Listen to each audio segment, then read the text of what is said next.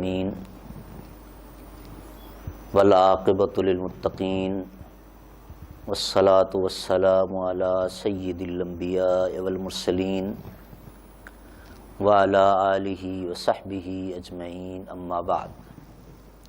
اعوذ باللہ السمیع العلیم من الشیطان الرجیم، بسم اللہ الرحمن الرحیم۔ یا ایہا الذین آمنوا اتقوا اللہ حق تقاتہ ولا تموتن الا وانتم مسلمون۔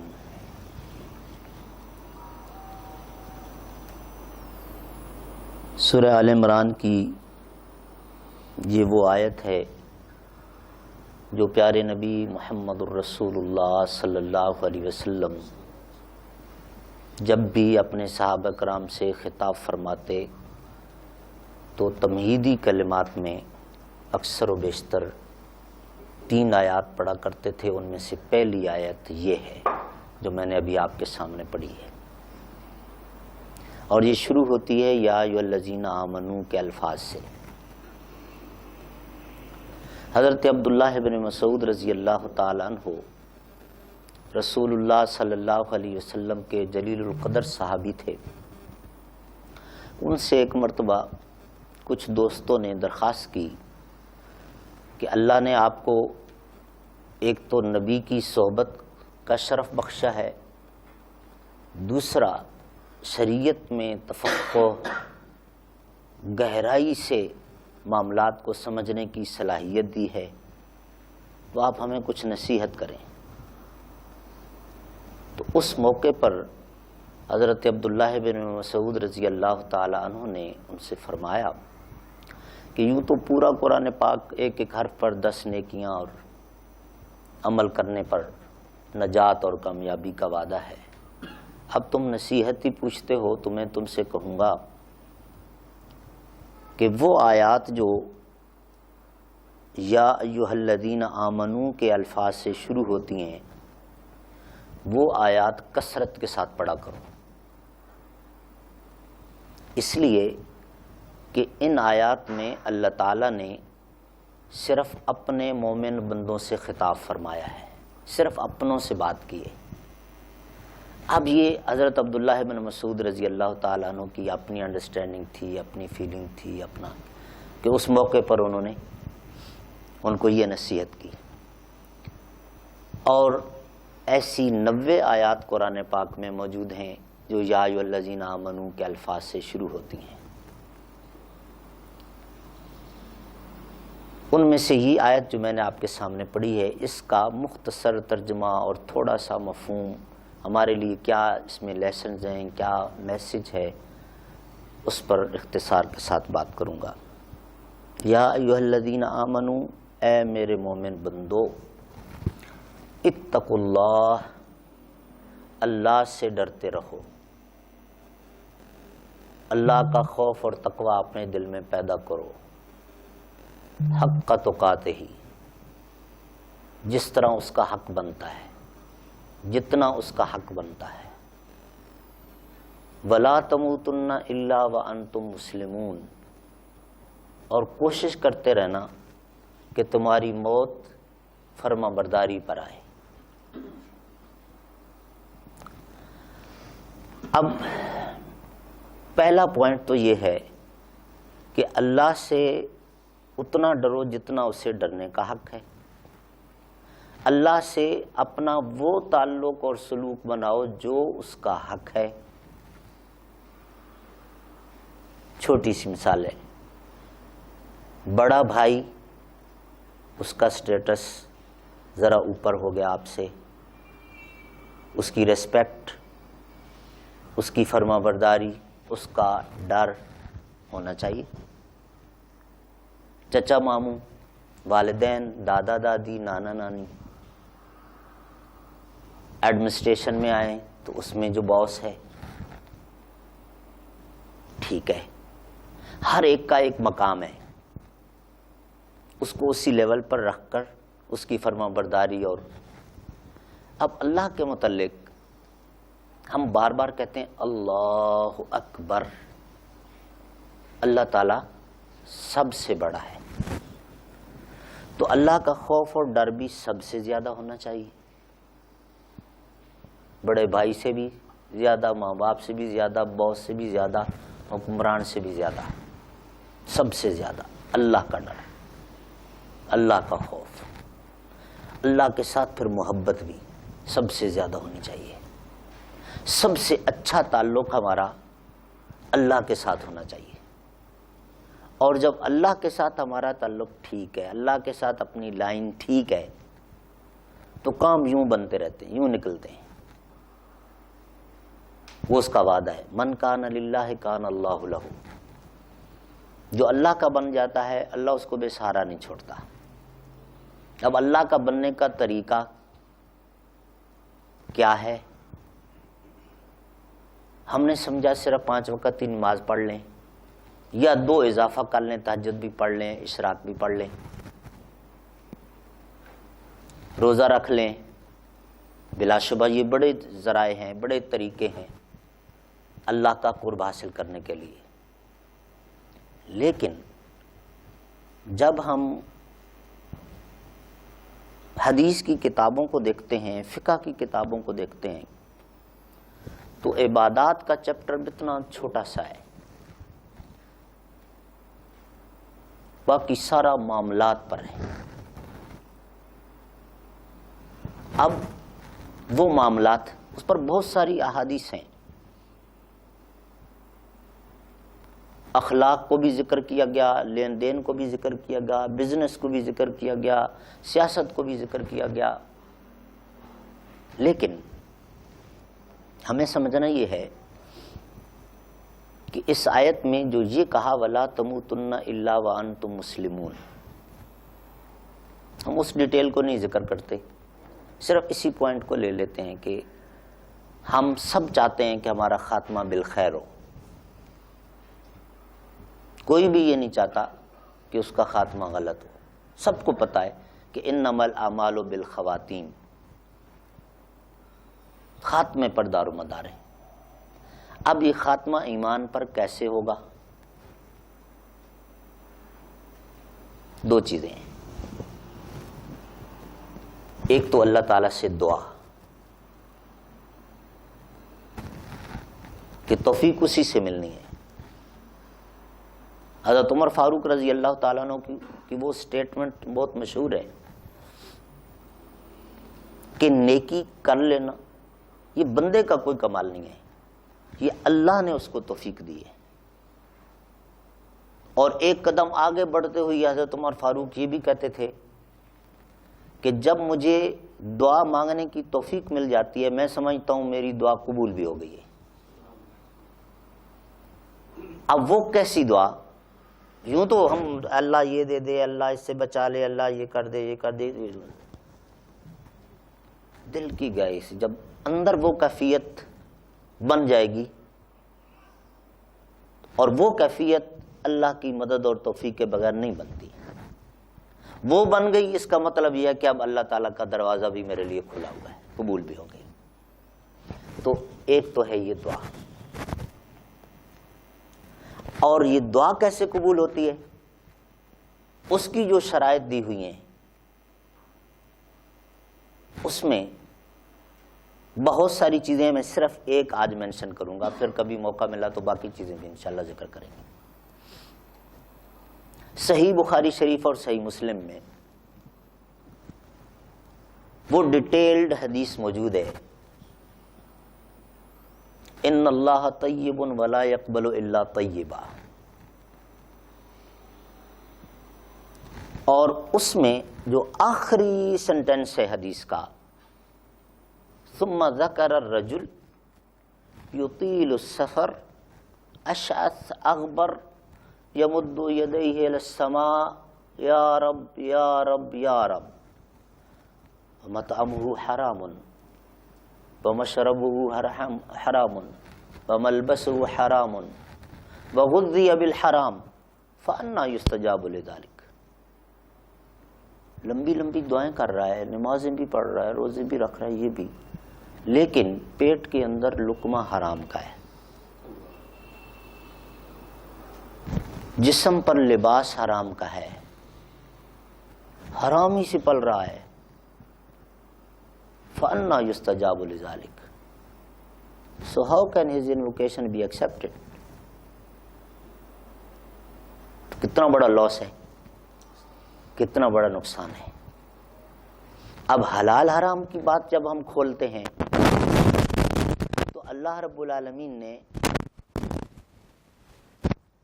دو لسٹیں اے اور بی، یہ حلال ہے یہ حرام ہے. اللہ چاہتا تو اس بی کو بھی حلال ہی کر دیتا، اس کو کون پوچھنے والا. تو ہم بھی پھر چائنیز کی طرح وہ سب کچھ سانپ اور سب کچھ کھا پی رہے ہوتے. ایک لسٹ ہے اے اور بی، حلال اور حرام کی. چلیں ہم نے بی چھوڑ دیا، حلال ہی کی طرف آ گئے. اب ایک اور کنڈیشن آ جاتی ہے، حلال کو حلال طریقے سے حاصل کرنا بھی اسی طرح ضروری ہے جس طرح اس حرام سے بچنا ضروری تھا.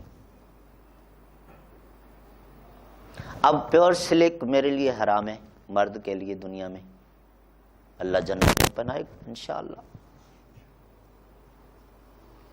کاٹن حلال ہے، جائز ہے، کاٹن پہنی، لیکن پیسہ حرام کا تھا،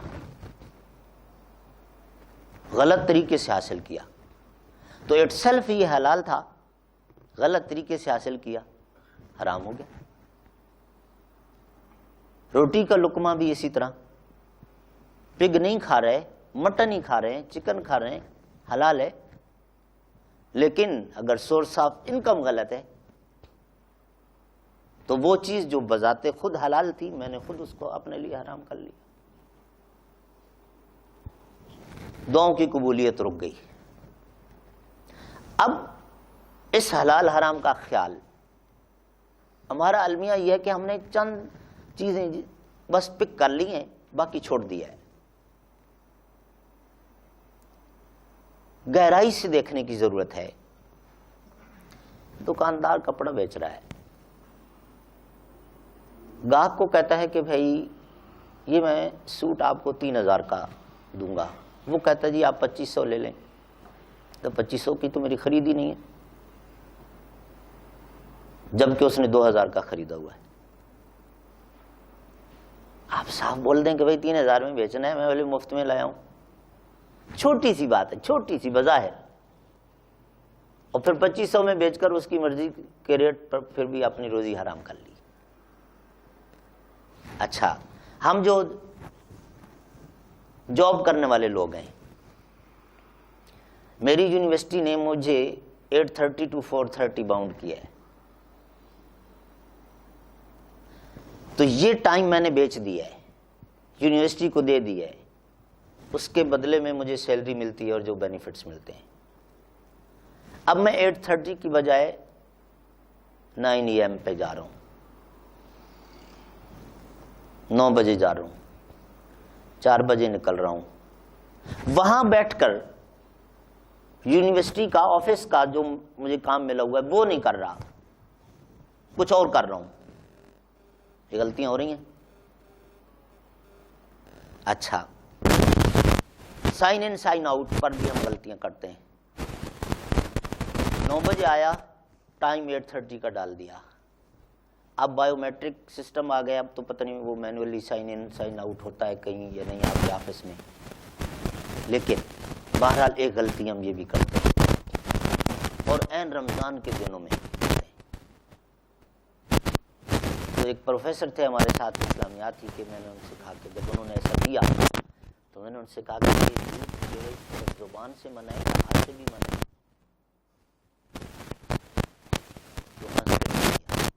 تو ہاتھ سے بھی. تو برادران، یہ بڑا نازک مسئلہ ہے. ہم اللہ کا شکر آپ ادا کریں، ذرائع اس نے بہت سارے رکھے ہیں روزی کمانے کے، کسی کو کس طرح، کسی کو کس طرح، کسی کو کس طرح. آرگنائزیشنز بھی ایک سے ایک موجود ہے.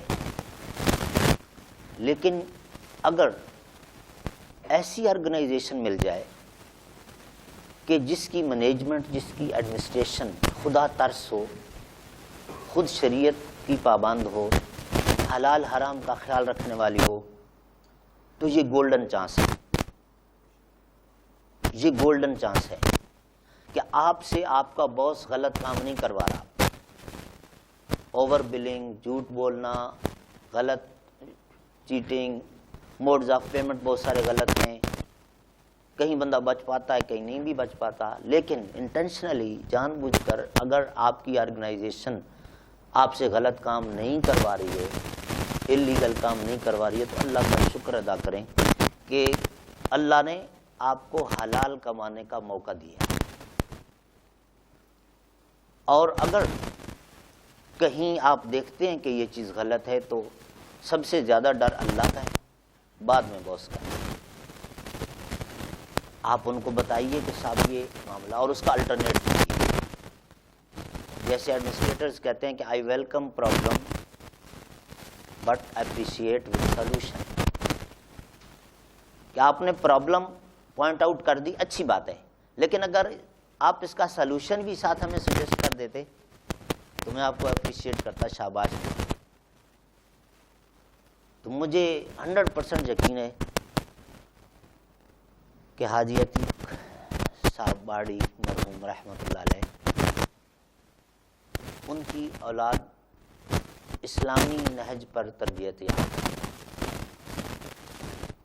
اور نہیں چاہے گی کہ وہ خود بھی غلط کریں اور آپ سے بھی غلط کروائیں، کیونکہ یہ تو بہت بڑا برڈن ہو جاتا ہے، بندہ خود اپنا بوجھ نہیں اٹھا سکتا اور دوسرے کا کیسے اٹھا سکتا۔ تو یہ جنرلی ہم سب کے لیے ضرورت ہے، جہاں بھی کام کریں، آرگنائزیشن جہاں سے آپ کو روزی اللہ تعالیٰ دے رہا ہے، اس کے ساتھ جو آپ نے کمٹمنٹ کی ہے آپ اس میں سنسیئر ہوں۔ اچھا، ان اللہ علیم بذات صدور کی جو بات ہم کرتے ہیں، اور اس میں جو بات کی وانتم تعلمون، بہت ساری باتیں ایسی ہیں آپ کو باس کو پتہ ہی نہیں چلے گا، بڑے آرام سے آپ صفائی دکھا جاتے ہیں، لیکن اللہ سے تو نہیں چھپا سکتے۔ وانتم مسلمان مرنا کب نصیب ہوگا؟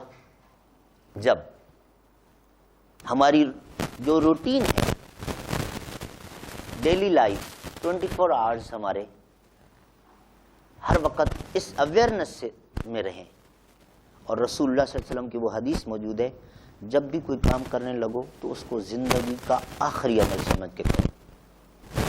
نماز بھی پڑھو تو یہ سمجھو کہ اگلی نماز سے پہلے پہلے مجھے اللہ کے پاس چلے جانا ہے، تو وہ آخری نماز آپ کیسے پڑھیں گے؟ اسی طرح کوئی بھی عمل کرنے سے پہلے اپنا پاؤں روکیں، چیک کریں کہ ڈیوائن لا جو ہے، اللہ کا جو قانون ہے وہ مجھے الاؤ کرتا ہے تو قدم بڑھائیں، اگر وہاں سے اجازت نہیں ملتی ہے تو قدم روک لیں، ایسا نہ ہو کہ اسی دوران موت آ جائے۔ اور پھر شریعت اتنا بڑا احسان کرتی ہے ہم پر، کوئی لمیٹیشن نہیں ہے کہ آپ صرف اتنے پیسے ایک دن میں کما سکتے ہیں، اس سے زیادہ نہیں کما سکتے۔ آپ $1 بلین ایک دن میں کما سکتے ہیں، کمائی نہیں روکتی شریعت، اور قرآن میں حکم ہے بلا تنس نصیبک من الدنیا، اللہ بھی بے نیاز ہے، اللہ کے فرشتوں کی بھی ضرورت نہیں ہے، تمہارے لیے حاصل کرو، بس ڈی ٹریک نہیں ہونا ہے، اس ٹریک پر چلتے ہوئے حلال راستے پر۔ مجھے ڈی ایچ اے میں پلاٹ چاہیے، دل چاہتا ہے، اگر حلال طریقے سے ملتا ہے تو بیا، نہیں ملتا تو کوئی بات نہیں، اللہ تعالیٰ جنت میں سے اچھا دے گا۔ جب ہم یہ نظریہ بنا لیں گے نا کہ مجھے بس نہیں ہونا ہے، اس طرف نہیں جانا ہے، حرام کی طرف نہیں جانا ہے، پھر اللہ کا وعدہ ہے وہ مدد کرتا ہے۔ قرآن پاک میں تو یہاں تک ایسے الفاظ اللہ تعالیٰ نے استعمال کی کہ جیسے آپ اندھیرے میں چل رہے ہیں اور آپ کے ہاتھ میں لائٹ ہے، ٹارچ جس کو ہم کہتے ہیں، بٹن آن کرتے ہیں، وہ لائٹ آپ کے آگے اور پھر آپ راستہ دیکھ کے چلتے ہیں۔ ایسے بندوں کے لیے جو اس جستجو میں رہے کہ میں نے اللہ کی نافرمانی نہیں کرنی ہے، حرام نہیں کھانا ہے، حلال پہ رہنا ہے، اللہ تعالیٰ پھر اس کو گائیڈ کرتا ہے، اللہ اس کے لیے راستے بناتا ہے۔ اور اس میں ہمیں کنفیڈنٹ ہونا چاہیے۔ اب دیکھیں، چوری منع ہے، سزا بھی مقرر ہے، لیکن ایک بندہ اس راستے پر چل نکلتا ہے، پہلے دن واردات کی، کامیاب ہو گیا، دوسرے دن اس سے بہتر انداز میں کرتا ہے، تیسرے دن اس سے بہتر انداز میں، اور آہستہ آہستہ نامی گرامی رحمان ڈکیت، مختلف کریکٹرز ہمارے سامنے آتے ہیں جن سے پھر حکومتی مشنری بھی ڈر رہی ہوتی ہے۔ یہ کیسے ہو گیا؟ جبکہ یہ تو جرم تھا، اور اس میں وہ کیسے ایکسپرٹ ہو گیا؟ اللہ رب العالمین کا جو طریقہ ہے، رب کی جو سنت ہے، وہ کان سے پکڑ کے زبردستی نہ اس راستے پہ چلاتا ہے نہ اس راستے پر۔ بندہ اپنے لیے جو راستہ چوز کرتا ہے، اللہ اس کے لیے وہ آسان کر دیتا ہے، اس کے بعد حساب کتاب کرے گا۔ تو اگر غلط کام میں ایک بندہ ایکسپرٹ ہو سکتا ہے، نیک کام میں کیسے نہیں ہو سکتا ہے؟ یہ تو اللہ کے طریقے کے ہی خلاف ہے۔ اس لیے اگر ہم یہ عزم کر لیں کہ میں نے اللہ کی نافرمانی نہیں کرنی ہے، میں نے اللہ تعالیٰ کے سارے قانون کی پاسداری کرنی ہے، روزی اپنی حلال رکھنی ہے، حرام کی طرف نہیں جانا ہے، اللہ راستے کھولے گا۔ یہ ہمیں خود کرنا ہوگا، دل سے پہلے اور اس کے بعد اس کے لیے سٹرگل، دونوں ضروری ہیں۔ ایسا بھی نہیں ہے کہ ہاتھ پہ ہاتھ دھرے اور پھر کام ہو جائے، یہ بھی نہیں ہے، سٹرگل بھی، اور اس میں سیکریفائی کرنا بھی ہوگا، آزمائشیں آئیں گی۔ اللہ تعالیٰ کا احسب الناس ان یترکوا ان یقولوا آمنا وهم لا یفتنون، ایسی جنت مل جائے گی، ایسے ہی آپ کامیاب ہو جائیں گے۔ ہم ٹیسٹ کریں گے پہلے، اور نبیوں کو ٹیسٹ کیا، کتنی بڑی بڑی آزمائش، ہم کس بات کی مولی ہیں؟ ہمارے ایک استاد محترم ہیں، چونکہ آپ لوگ سارے کاروباری اس سیٹ اپ سے وابستہ ہیں تو میں وہ آپ کو مثال دے کے بات ختم کرتا ہوں۔ انہوں نے سنایا، ان سے کسی تاجر نے مسئلہ پوچھا تھا، وہ کراکری بناتے تھے اور اس میں ان کو آرڈر ملا فرانس سے، اور وہ بڑا پروفیٹیبل تھا، ایک اسپیسیفک ڈش بنانی تھی جو ان بعد میں استعمال کرتے ہیں۔ انہوں نے آرڈر لے لیا، بنانا شروع کر دیا۔ کہیں انہوں نے درس سنا حلال حرام پر، بات کلک کر گئی، مولانا صاحب سے پوچھا، اس طرح مجھے ایک آرڈر ملا ہوا ہے اور یہ میں ڈش تیار کر رہا ہوں، اور اب یہ غلط کام کے لیے استعمال ہوتی ہے، غلط غذا جو پگ اور اس کا وائن کا ایک اس میں گلاس رکھتے ہیں، اور یہ تو میرے لیے جائز ہے یا ناجائز ہے؟ مفتی صاحب نے ڈیٹیل پوچھی کہ کسی اور پرپز کے لیے بھی یہ ڈش استعمال ہو سکتی ہے؟ اس نے کہا نہیں، یہ اسی کے لیے۔ کہا پھر آپ کے لیے جائز نہیں ہے۔ 50% وہ مال بنا چکے تھے۔ انہوں نے ان کو فون کیا کہ بھئی میں آپ کو یہ نہیں دے سکتا ہوں۔ اب کوئی 2.5-3 کروڑ روپیہ وہ بیانہ بھی لیے بیٹھے تھے۔ تو انہوں نے کہا بھئی کیوں نہیں آپ بنانا چاہتے؟ کہا میں 50% بنا چکا ہوں، وہ بھی آپ کو نہیں دوں گا، وہ میں یہاں اس کو ضائع کر دوں گا۔ کہا کیوں آپ اتنا اپنا نقصان؟ اس نے کہا بھائی میرا مذہب مجھے اجازت نہیں دیتا، میں مسلمان ہوں اور میں نے اپنے اسکالر سے پوچھا ہے، اجازت نہیں ملی، تو میں یہ نہیں آپ کو دوں گا۔ اب جو کاروباری اصول ہے اس کے مطابق بیانہ ڈبل واپس کرنا چاہیے۔ تو اس نے اس کو کہا کہ بیانہ آپ کو ڈبل دنیاوی لحاظ سے میں دینے کے لیے تیار ہوں، لیکن وہ بھی میرا مذہب اجازت نہیں دیتا، آپ کے جتنے پیسے ہیں وہ میں آپ کو واپس کروں گا۔ اس نے کہا آپ واقعتاً سچ بول رہے ہیں کہ صرف اپنے دین کی وجہ سے آپ نہیں کر رہے، یہ نہیں دے رہے مجھے مال؟ ہاں بالکل، صرف یہی وجہ ہے۔ اس نے کہا میں تمہیں سلوٹ کرتا ہوں. نان مسلم ہے. اس نے کہا میں تمہیں سلوٹ کرتا ہوں, بالکل نہیں چاہیے مجھے ڈبل بیانہ واپس. میرے پیسے اگر تم وہ رکھنا چاہو, چونکہ تمہارا اتنا مال ضائع ہو رہا ہے, میں وہ بھی چھوڑنے کے لیے تیار ہوں. ڈبل بیانہ واپس لینا تو بہت دور کی بات ہے. اب یہ کیا ہے؟ ادھر سے مدد ہے. اللہ نے اس کے دل میں یہ بات ڈالی. تو اللہ تعالیٰ, اب انہوں نے عزم کیا کہ میں اتنا نقصان برداشت کر لوں گا لیکن غلط کام نہیں کروں گا. تو اللہ تعالیٰ نے کیسے راستہ بنایا؟ تو اللہ تعالیٰ ہم سب کو توفیق دے کہ ہم کوشش کریں کہ اللہ کے بندے بنیں. رمضان شریف آ رہا ہے, تقوی کا حکم بار بار.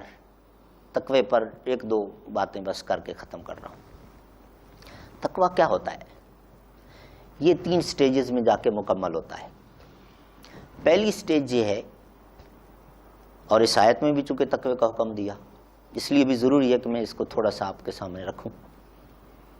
پہلی سٹیج یہ ہے کہ 2 فیلنگز, 2 جذبے بیک وقت ایک انسان کے دل میں اللہ کے لیے ہونے چاہیے. ایک اللہ کا خوف, دوسرا اللہ کے ساتھ محبت. خوف ایک حد تک ہمارے دل میں ہوتا ہے, اگرچہ وہ بھی دنیاوی نقصانات کو سامنے رکھ کر, لیکن بہرحال ایک حد تک ہوتا ہے خوف. محبت ہم میں سے کس کس کو ہے اللہ کے ساتھ؟ ہم اپنے گریبان میں جھانکیں, یہ بہت کم ہے, جبکہ یہ اللہ کا ہم پر حق ہے کہ ہم اس کے ساتھ محبت کریں. یہ پہلی سٹیج ہے. دوسری سٹیج اب یہ ڈیولپ ہوتی ہے. اس میں آ کر خوف کے جذبے کے تحت وہ سارے کام جو شریعت نے منع کیے ہیں, جن کو ہم گناہ کہتے ہیں, وہ چھوڑ دیں. محبت کے جذبے کے تحت جو کام شریعت نے کرنے کا حکم دیا ہے, جن کو ہم نیکیاں کہتے ہیں, وہ بجا لائے. یہاں بھی یہ دونوں ضروری ہیں, ایک کافی نہیں ہے. ایک بندہ نماز پڑھتا ہے لیکن جھوٹ بولتا ہے, جھوٹا نمازی. اس کو نہ شریعت متقی مانتی ہے نہ معاشرہ متقی مانتا ہے.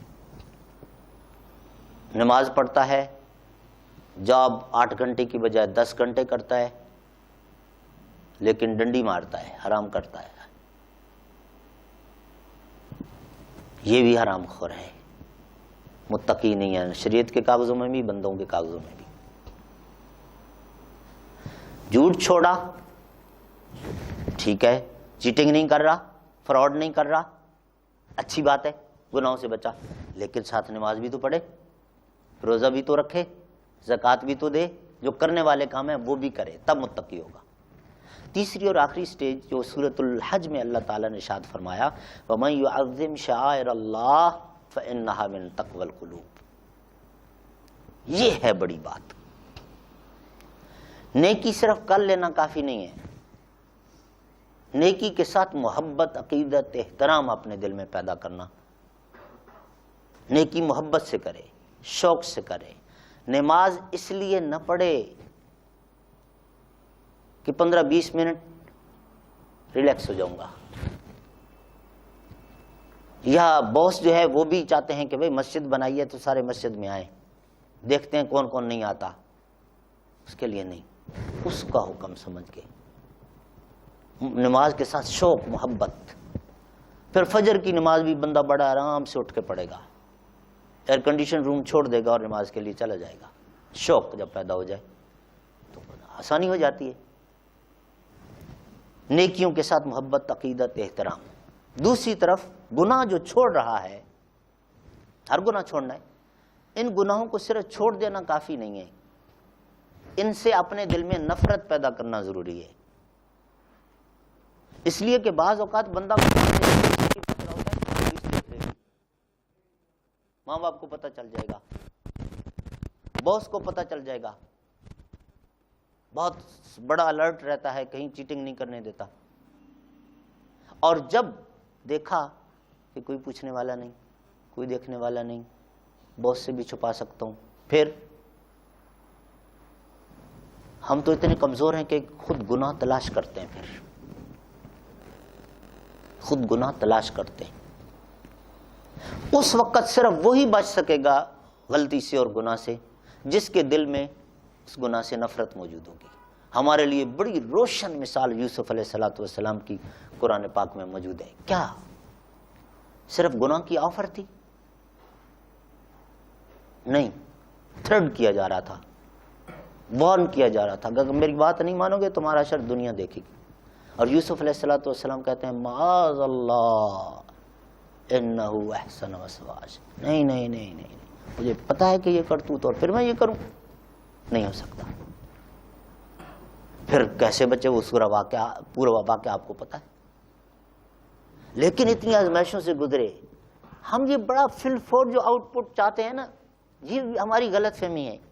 اللہ کی طرف سے اس دنیا میں ٹیسٹ ضروری ہیں۔ تو اللہ تعالیٰ نے پھر کیا نوازا؟ حکومت بھی ملی۔ تو ہم بھی اگر، اور یہ قرآن پاک میں جتنی بھی سٹوریز ہیں وہ اس لیے نہیں ہے کانوں کی لذت کے لیے سنا اور ختم، ہمارے لیے لیسن ہے، میسج ہے کہ آپ بھی اس ٹریک پر آؤ۔ تو اللہ کا وعدہ آپ کے ساتھ بھی ہے، اور اللہ وہ ذات ہے جو اپنا وعدہ نہ بھولتا ہے نہ توڑتا ہے۔ آپ کے ساتھ بھی وعدہ، میرے ساتھ بھی اللہ وعدہ اپنا پورا کرے گا۔ اللہ تعالیٰ ہمیں توفیق دے کہ ہم اس کے اسی طرح فیتھفل سنسیئر بندے بنے۔ اللہ تعالیٰ ہم سب کا خاتمہ بالخیر فرمائے۔ سبحان ربک رب العزت عما یصفون وسلام علی المرسلین والحمد للہ رب العالمین۔